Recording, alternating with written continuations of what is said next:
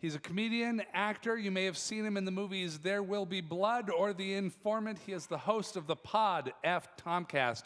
He is Paul F Tompkins. Hello, Paul. John, hello.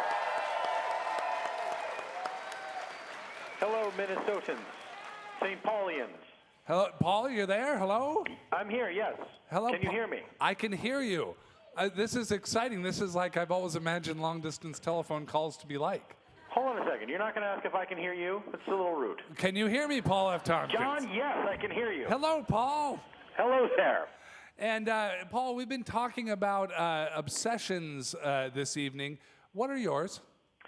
Well, I realized I have an obsession that I wasn't aware of, and it came to light very recently in my comedy.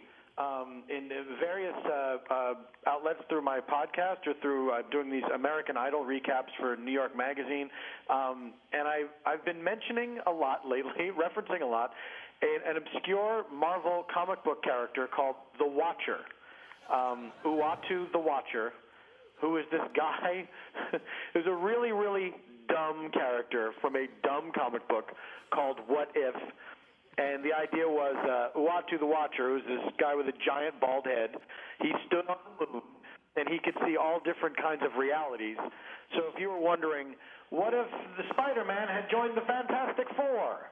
Then you would see that in this comic book, and it would be pretty much like the Fantastic Four, but with Spider-Man in it. That was the fascinating alternate realities that Uatu the Watcher would present. Now, does the Watcher actually get involved in these scenarios, or does he just John, daydreaming from the moon? I'm so glad you asked. Uatu the Watcher is forbidden to interfere. He may only observe and record.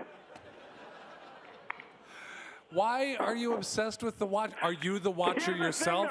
But here's the thing. I'm not obsessed with the Watcher. I'm obsessed with referencing the Watcher. That's what the problem is. He's a dumb character, and I can't stop referring to him. Like anything that even comes close to the idea of watching and being unable to act, I will always reference Uatu the Watcher.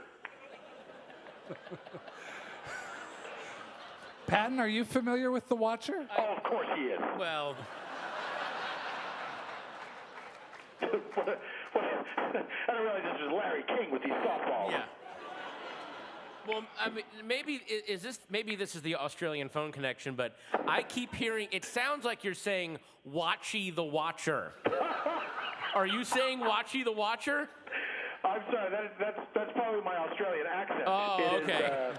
It's Uatu. U-A-T-U. Uatu the Watcher. Uatu. Oh, because it sounded like a Carvel cake at one point. I was like, Watchy the Watcher.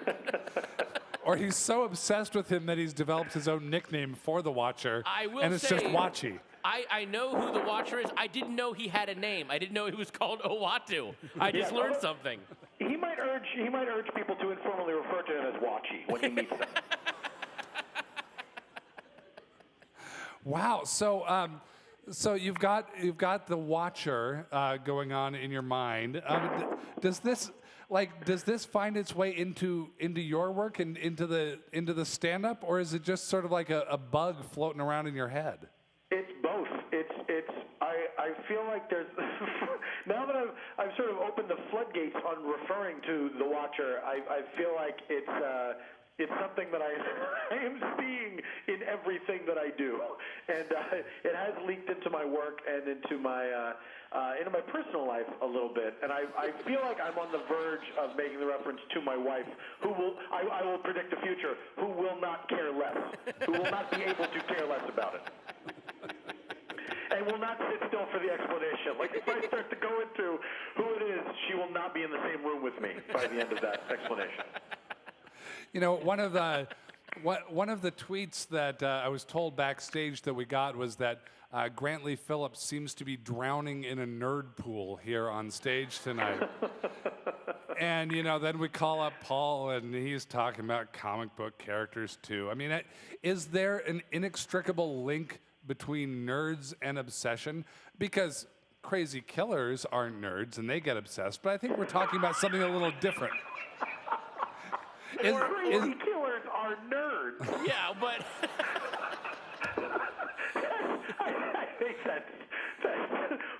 with fake dams.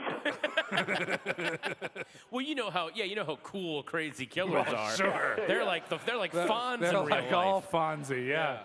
Oh yeah, I just here's the thing I love about killing is I just nerd out on it. Like sometimes I'll be collecting ears, sometimes it's shin bones.